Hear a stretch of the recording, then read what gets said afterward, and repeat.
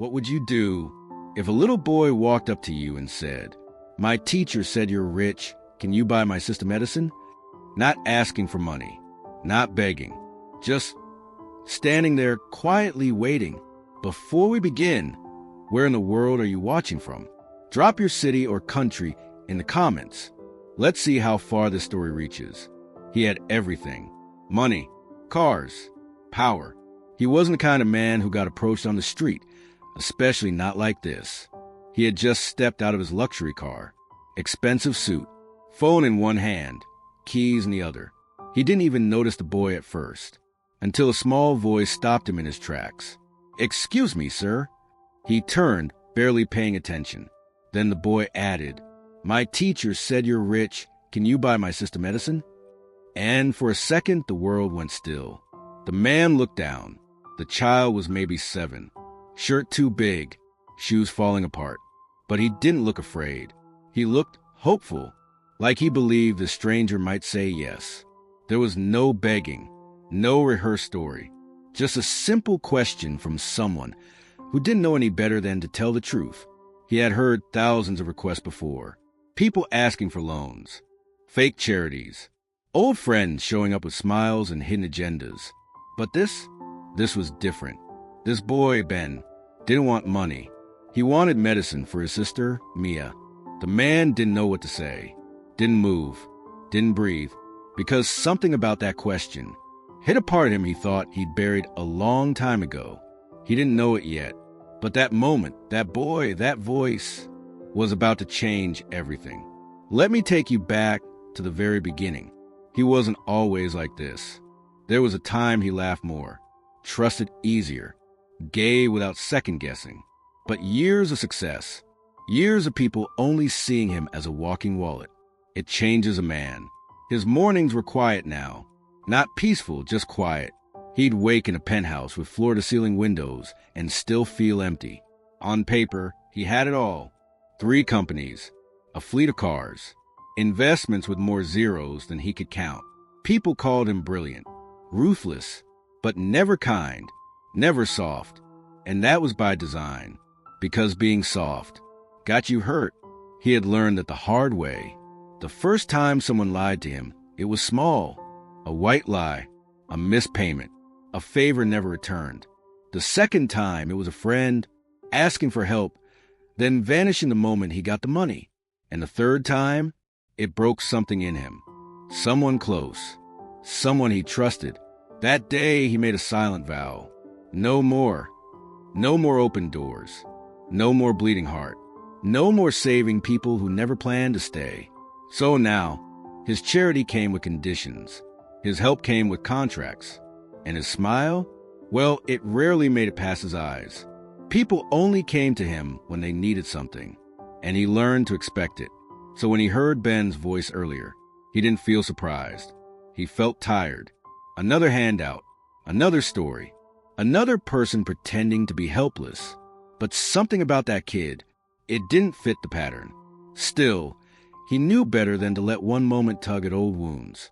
He was too smart for that, too guarded. At least, that's what he thought. Because that day, something inside him cracked, just enough to let one voice through. And once it got in, it wouldn't let go.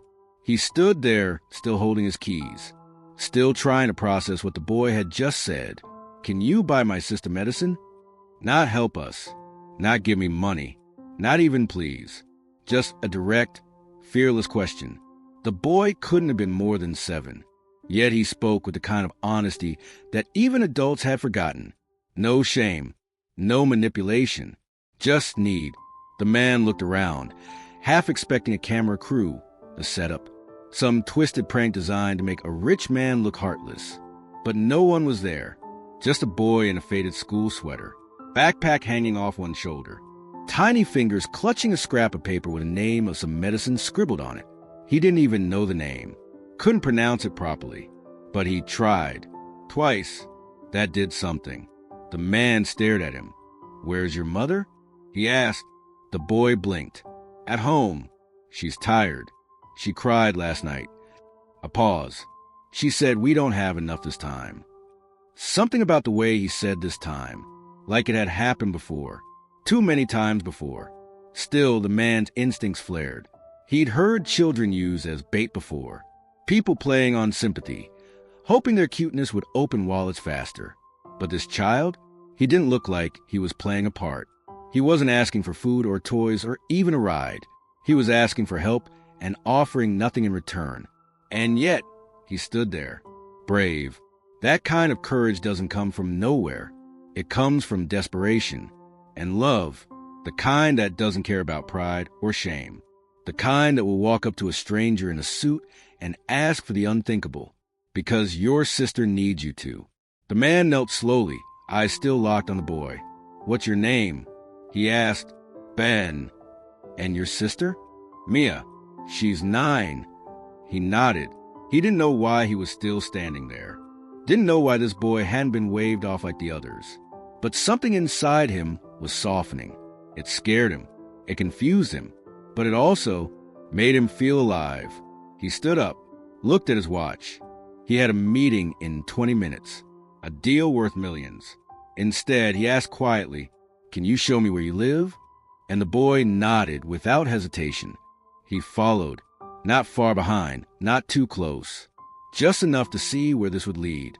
Ben didn't look back, didn't seem nervous, didn't run ahead either. He just walked like this was the most normal thing in the world. And maybe for him, it was, but for the man, this felt like stepping into unknown territory. He didn't do this. He didn't follow strangers. He didn't get involved. He gave money through foundations. He wrote checks with 6 zeros and kept his name off the headlines. But now, he was walking through streets that hadn't seen fresh paint in years. Past broken fences, flickering streetlights, torn posters flapping in the wind. Every step, his mind screamed, what if it's a scam? What if Ben's part of something darker? What if there's someone waiting around the corner to take advantage of him? Again, he'd been there before. Tricked, lied to, used. He once paid for a child's surgery, only to find out the kid didn't even exist. Another time, he bought groceries for a woman who had no food, only to watch her sell it all outside the store minutes later. So yeah, he had reasons to doubt, reasons to question everything. And yet, this didn't feel like that. Ben wasn't trying to charm him. He didn't look back to see if the man was still there. Didn't ask, "Are you coming?" Didn't explain or plead. He just walked, like he already knew if this man wanted to help, he would. And if he didn't, he'd disappear like all the others. That quiet confidence, it unnerved him, because it wasn't manipulative. It was honest. Soon, they turned down an alley. One side of the wall had graffiti. The other side, a row of crumbling apartment doors. Peeling paint. Rusted locks. The kind of place most people pretend not to see when they drive past.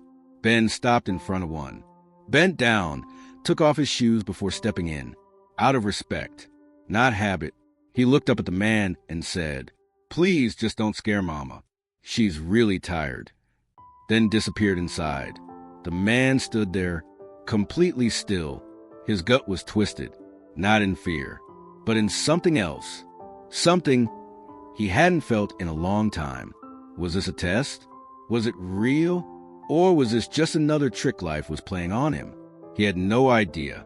But one thing was certain. He couldn't walk away now. He stepped inside slowly, carefully, like he didn't want the walls to notice he didn't belong. The air was heavy, not with smell, but with the kind of silence that wraps itself around pain. The living room was small, too small. One old couch with a tear in the fabric. A table with 3 mismatched chairs. No television. No clutter. Just survival. He looked down. The floor was clean. Not polished, but cared for. Like someone tried their best with what they had. That said a lot. Ben had already disappeared into a back room. And in the corner, he saw her. A woman, sitting on a thin mattress, head leaning against the wall. Eyes closed, face pale. She looked far too young to be carrying this much weight. She opened her eyes when she heard footsteps. Tired eyes, but not scared. She sat up quickly, brushing her hair behind her ears, pulling her shawl around her shoulders. She didn't ask who he was, didn't ask why he was there. She just said softly, "Ben didn't bother you, did he?" That caught him off guard. Bother? He'd been followed by reporters, stalked by investors, begged by strangers. But this woman was worried her son bothered him. He cleared his throat. He'd said his sister was sick. The woman's eyes flickered. She nodded slowly, then looked away, like she'd just been caught doing something shameful. And that's when he heard it. A small cough, weak, shaky, from the next room. He stepped toward the doorway. There, lying on a thin mattress with a faded cartoon blanket, was a little girl, eyes half open, cheeks flushed. She was trying to be still, trying not to cry, like she didn't want to make things harder. She looked at her brother, then at the man, and even in her feverish haze, she smiled. That did something to him, something he wasn't ready for. He turned back to the mother. "She needs a doctor." The woman nodded. Quietly, "I know." Silence. Then, "She had a fever 2 days ago." Then the cough came. "I gave her warm water, some leftover tablets, but..." Her voice broke. "Ben overheard me crying last night. I didn't think he would. I didn't ask him to..." She stopped, swallowed her pride, then whispered, "I'm sorry. He didn't mean to trouble you." Trouble. That word again. He looked around one more time. The cracked walls, the broken curtain rod, the empty kitchen shelf in the corner. But the floor was clean. The kids were respectful. And the mother wasn't asking for anything. They weren't lazy. They weren't conning anyone. They were just surviving. And Ben? Ben had done something no one else had ever dared. He had asked for help without asking for pity. And somehow, that made all the difference. He stood by the doorway, still, silent, watching a sick little girl try to smile at a stranger, while her brother sat beside her, proudly holding her hand like he could protect her from everything. And for a moment, he wasn't in that room anymore. He was somewhere else, sometime else. Years ago, he remembered a hospital hallway, too white, too bright, too quiet. He remembered a girl, barely 10, with tiny fingers wrapped around his own, his sister, the only person who had ever looked at him without expectation, without greed, just love. She had been sick for a long time, longer than anyone admitted, and he had promised, over and over, that he'd fix it. "I'll make money," he told her. "I'll take care of you. I'll buy the best doctors, the best medicine." But he was too late. By the time he had the money, she was gone. And money? It couldn't buy time back. It couldn't buy one more laugh, one more bedtime story, one more moment holding her hand. That pain, he buried it deep, so deep, he forgot how to feel anything that close again. He built an empire on that pain. He became untouchable, unshakable, cold but safe. And yet, here he was, in a tiny room with peeling paint, no air conditioning, and a child who reminded him so much of her it made his chest ache. It wasn't just the fever, or the way Ben watched over Mia like a shield. It was the silence, that quiet bravery, that innocence trying not to be a burden. He blinked fast, pushing the memory down, tightening the lock on the part of himself he swore he'd never open again. But something inside was already shifting. Ben hadn't just asked him to buy medicine. He'd unknowingly pulled him back into a moment he thought time had erased. He looked at Mia, then Ben, then their mother, who was trying so hard not to look embarrassed, not to cry. And all he could think was, someone should have helped us, too, back then, when he was the one with worn-out shoes and hope in his hands. But no one did. And now, maybe this was the moment that was meant to come full circle. Maybe this wasn't about charity, or guilt, or money. Maybe this was a second chance. He didn't say much, didn't make a grand speech, didn't tell them who he was or what he had. He just looked around that small, quiet room one last time and nodded to himself. Then he pulled out his phone and made a single call. No hesitation, just calm, clear words. "I need a doctor. Urgently. Yes, send them here." He gave the address, then stepped outside without another word. Ben followed, confused. "Are you leaving?" he asked softly. The man turned, crouched down to his level. "No, just making room for someone who can help your sister better than I can." Ben didn't smile, didn't jump or cheer. He just nodded like he understood the weight of what was happening. Moments later, a car arrived. Not flashy, just fast. Inside, a private doctor, a nurse, a medical kit. They walked in, set up quickly, and went to work. The mother looked at the man, stunned. I didn't know what to do," she whispered. "You don't have to anymore," he said gently. Mia was soon checked, stabilized, and given proper medication. Food was ordered, the kitchen restocked, an envelope placed quietly on the table, with enough money to pay the rent for the next 6 months. He didn't wait for a thank you. He didn't want one. Instead, he sat near Mia's bed. Just for a moment. She was still drowsy, but she smiled at him again. That same soft smile from before, the one that didn't ask for anything. He felt something loosen in his chest, like an old knot finally coming undone. Ben leaned over and whispered, "I think Mia will get better now." He nodded. "I think so too." Then Ben looked at him carefully and asked, "Are you rich?" The man smiled for real this time. Not the kind of smile that goes with a suit or a stock price, but the kind that says, "I remember what matters." "I used to think I was," he said quietly. "But today? Yeah, today I think I am." Then he stood, walked to the door, and left as quietly as he came. No camera, no post, no glory. Just a man who had once lost someone, now making sure another little girl got the chance his sister never did. And maybe that was enough.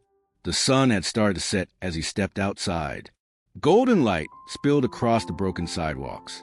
And for the first time in a long time, he didn't feel heavy. He didn't feel angry, or suspicious, or alone.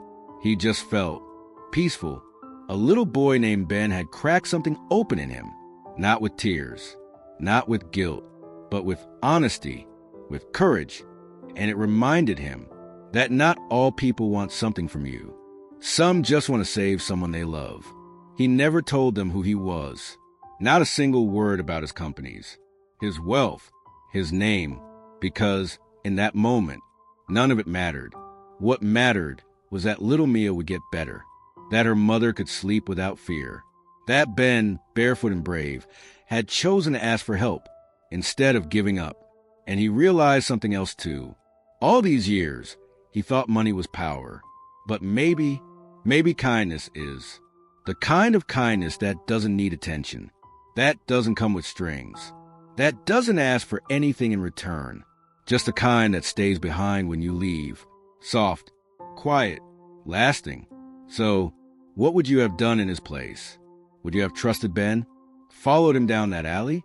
Listened to a child with nothing but faith in his hands? Tell me in the comments. I'd love to hear your heart on this. And if this story moved you, don't forget to subscribe to Heartfelt Tales TV for more stories that touch the soul and remind us what really matters. Because the smallest act of compassion can change someone's whole world, maybe even your own.